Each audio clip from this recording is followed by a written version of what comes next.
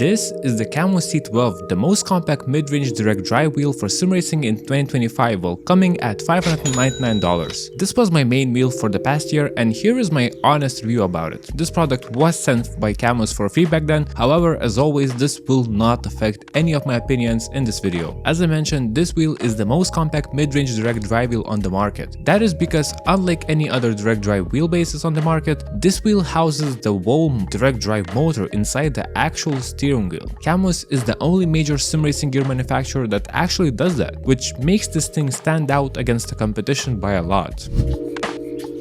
The steering wheel is 300mm in diameter and is fully round. It's great for racing, drifting and rallying. It's fully wrapped around with nice leather and feels very comfortable in hands. It is quite thick actually, but I do like it much more than the steering wheel on their C5. It feels more natural and gives better grip while in use. It was really a pleasure actually using it during longer stints while racing. The stitching around it is also extremely nice. And on top of that, it has a leather center stripe, which lets you know when the wheel is straight, because I mean, how else would you know?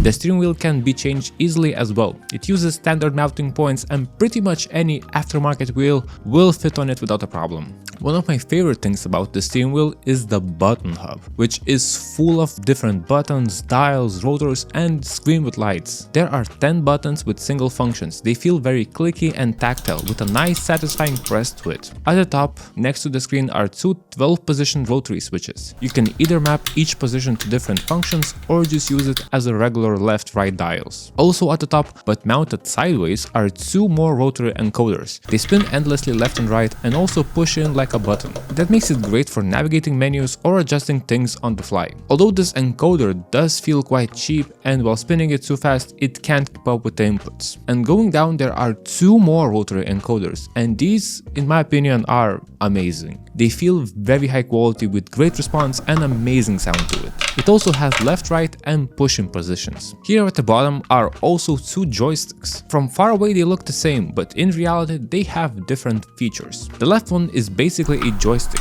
with a vertical and horizontal axis. This can be used to look around precisely in games, or in software you can set it up to actually work as a mouse. It is not the best mouse alternative, but the option is there. And there is also pushing control there as well. The right stick doesn't have vertical and horizontal axis. It works in 4 directions: up, down, left, right, and also has a click-in button. But this thing has an amazing extra feature to it. It is also a rotary dial on top of that. And to put it into perspective, this joystick alone can do 7 different inputs. Crazy, right? Officially, this wheel hub has 64 buttons in total, which is one of the best uses of having many options for inputs without making it look like a central console from 2010 Ford cars, because that was awful back then, really. Coming back at the top, there is an LED screen that can display your speed in kilometers, miles, or the gear you're in. Simple, yet very useful. Talking about useful, the rev limiter lights are really nice. The colors are bright, crispy, and really help out a lot. On each side there are 2 more lights, which can be used for various options, to show when ABS, traction control is activating, or display flags while on a live racing track. Overall, the whole wheel can be customized in the software quite a lot. You can make presets to have different shift display colors,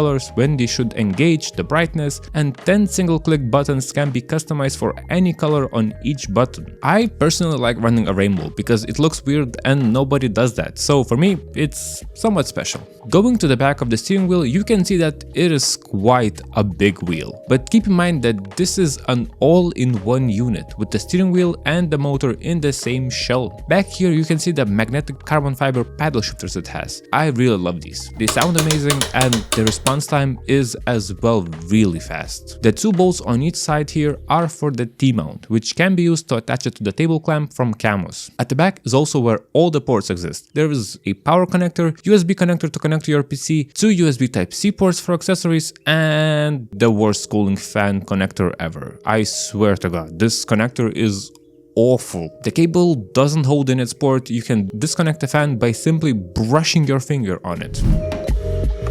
Now let's talk about the software, and this is where things get both interesting and a bit frustrating. There are presets for games already on the software made by Cammus, but personally I never liked them, so had to make them myself or import them from the internet. The good thing is that you can save new presets easily. They won't get lost and you will need them, as there are a lot of different force feedback settings that sound very similar but yet act very differently. It is not the easiest software to dial all the settings by yourself manually. As I said before, you can make presets for the button hub colors and features, and to make it better, by pressing in then turning to the side this button, you can quickly change the presets on the go without going back into the software and doing it manually. It is a very nice feature actually, but it is not mentioned anywhere at all, so it feels a bit like a secret Easter egg you have to find yourself. Where it shines with software in some things, other things are not that great. To begin, there is not much support for dealing with any issues. Cammus somehow runs their support fully through Discord, which I know is convenient, but it's also just a random support channel there, which gets filled with many messages that get no responses at all. From a user standpoint, it always felt like writing there for help will never get resolved, and it usually wasn't. The software does support fully all of Cammus's accessories, which currently there are only pedals, even though there's supports. There used to be shifters and handbrakes, but they were discontinued quite a while ago.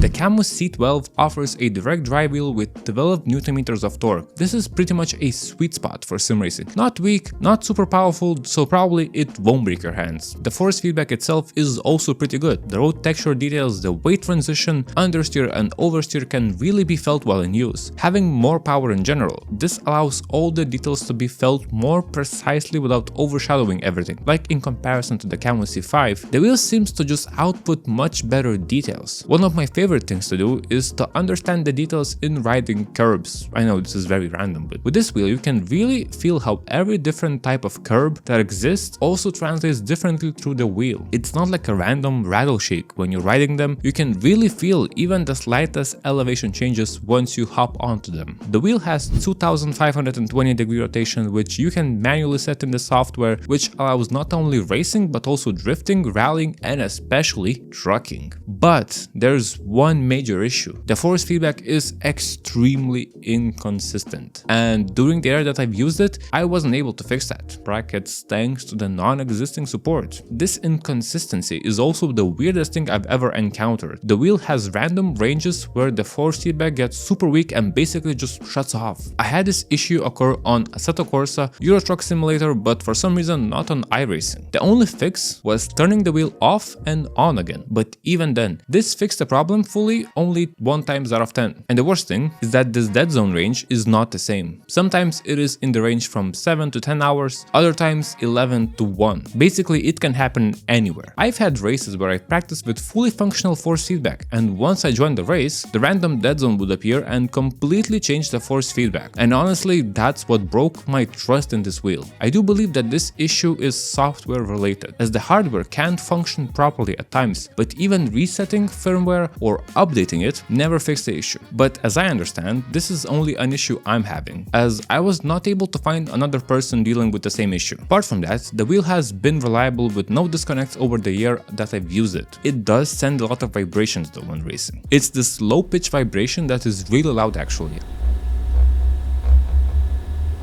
I don't know if this is related to the rig that I'm using or the wheelbase itself. And here are 3 things that I actually hate about this wheel. The dials on top are in such cramped space that many times I just ended up pressing them or rotating them. And if you have any important settings mapped there, just don't. Please, it's a really bad choice. The wheel as standard comes with a wheel and a fan, but to mount it, you need to additionally buy a table clamp. Otherwise, the fan will be nowhere to be mounted. Because this wheel is compact, it's also very far away from you, and when using rigs that don't have forward and back movement, either your arms are gonna be fully extended when using it, or your feet are gonna be in an awful position to use the pedals. Choose your suffering basically. But it ain't that negative. Here are 3 things that I do like about it. Instead of tabbing out of the game and going back to the settings, you can easily change them on the fly with the Cammus app to adjust your presets and everything else. The Cammus C12 has one of the best price per torque across all the mid-tier sim racing wheels on the market. Because it's compact, it offers something no other wheel can do. You can store it in a backpack without any problems, so you can take it anywhere if you need to. I mean, I don't know who would do that, but you can.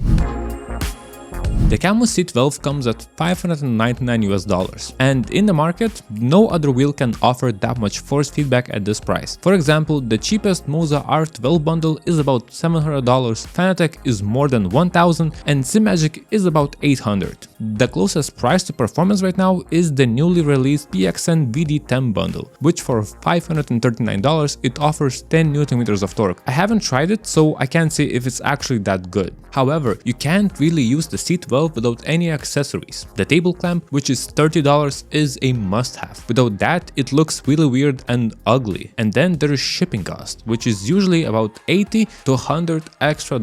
So after everything, it adds up to almost $130 of extra cost. And at that point, the Moza R12 bundle is very close to that price. The Cammus C12 is a good, affordable mid-tier sim racing wheel. It offers strong force feedback, a great looking wheel with many buttons, and a fairly enjoyable experience in pretty much every major sim racing title. I think this is a good option to consider for people who want to upgrade from their entry direct drive wheels without breaking the bank. Although take into consideration that the ecosystem is almost non-existent and support really lacks help if you run into issues. Personally, I feel weird about this wheel because if not for the issues I had, it would have been an amazing all-around wheel for sim racing. So my final verdict, I am shortlisting it. It's good but not perfect. It could have been a great wheel if not for the software issues. Also, I think there are better, more reliable brands with the bigger communities on the market for just a bit more. But if you're really on a budget, it's still a very solid wheel. If you will be interested in this wheel, I will leave my affiliate link in the description, or you can use my code DULIS at checkout to get 5% off any Cammus product purchase. With that, thank you for watching and I will see you in the next video. Bye bye.